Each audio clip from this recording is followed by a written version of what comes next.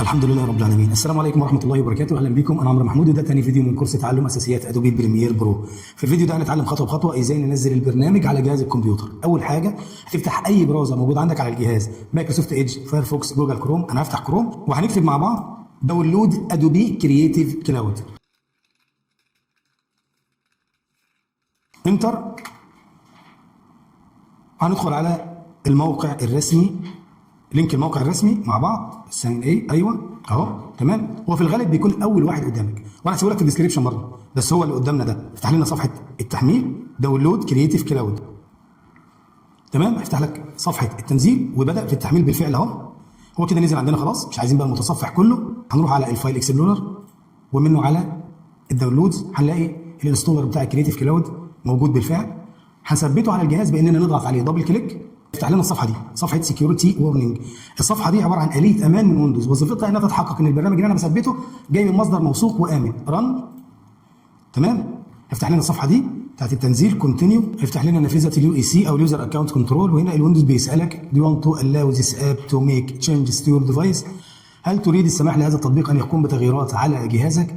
وده اجراء طبيعي جدا لاي برنامج تثبيت موثوق. هنضغط يس. هيفتح لنا صفحه ساين ان او تسجيل الدخول، وهنا بيطلب الايميل ادرس بتاعك، ودي طرق ممكن تسجل بيها لو عندك اكونت الحاجه فيهم، بس الافضل والامن ليك انك تسجل بالايميل ادرس بتاعك. وهقول لك ليه في اخر الحلقه. الامن ليك انك تسجل بالايميل ادرس، بس دلوقتي علشان نمشي في خطوات ثابته مع بعض هندخل الايميل ادرس. هكتب الايميل ادرس بتاعي.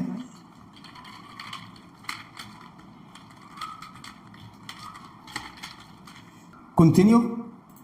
وهنا بيطلب مننا الباسورد، بس خلي بالك احيانا قبل ما بيطلب منك الباسورد ادوي تبعت لك فيريفيكيشن كود او كود تحقق على الايميل اللي انت داخل بيه. ده لو حصل معاك هتروح على الانبوكس بتاع الجيميل وتنسخ الكود اللي ادوي بعتته لك وتحطه في خانه التحقق.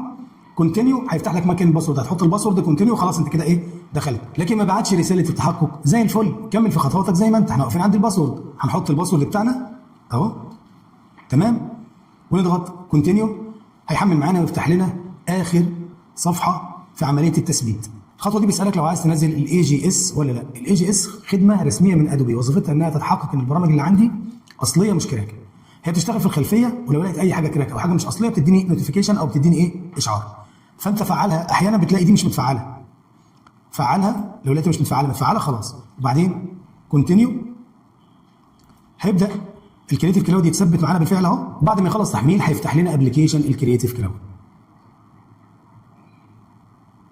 كده حمل معانا وفتح لنا الابلكيشن بتاع كرييتيف كلاود. الابلكيشن بيكون مفتوح بشكل افتراضي على قسم ابس، ده القسم اللي فيه كل الخدمات اللي ادوبي بتقدمها. والقسم ده بينقسم لقسمين. القسم الاول اسينشال ابس ان يور كرييتيف كلاود برو بلان، التطبيقات الاساسيه في خطتك المدفوعه. القسم الثاني مور ابس فروم ادوبي، مزيد من التطبيقات من ادوبي، وده بيبقى فيه باقي تطبيقات ادوبي كلها واللي مش بالضروره تكون في خطتك المدفوعه. احنا اللي يلزمنا دلوقتي ادوبي بريمير برو.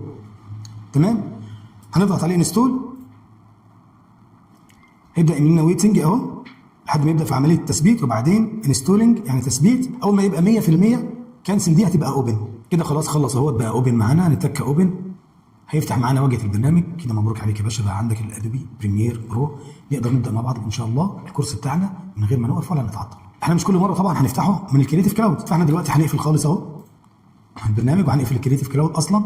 هو كده عندك على الجهاز، تكتب اسمه في السيرش. تمام. هتجيبه هو عندي اهو. اوكي. هيفتح لي واجهه ادوبي بريمير برو واللي هي عليها محور الكورس بتاعنا. تمام.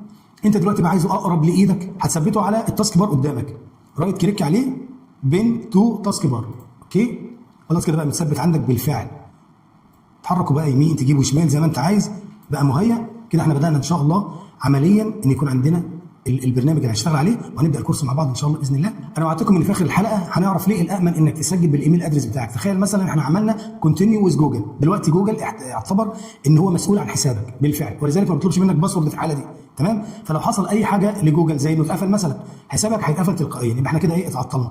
لكن لو انت سجلت بالايميل ادرس بتاعك وبالباسورد بتاعك كده خلاص، لو حصل حاجه للجيميل نفسه انت ممكن تسجل في اي وقت بالايميل بتاعك وبالايه وبالباسورد بتاعك، ما تعطلناش. والاصل الفكره عندنا ان احنا ما نتعطلش، علشان لما نبدا الكورس باذن الله ونبدا نطبق عملي مع بعض مش عايزين نتعطل خالص ان شاء الله. الفيديو اللي جاي باذن الله نتعرف على واجهه البرنامج، فلو لسه مش مشترك اشترك وفعل الجرس عشان توصل لك حلقات الكورس كلها حلقه حلقه. ولو في اي حاجه وقفت معاك ابعت لي في الكومنتس، انا بتابع كومنتات. سبحانك اللهم وبحمدك اشهد ان لا اله الا انت استغفرك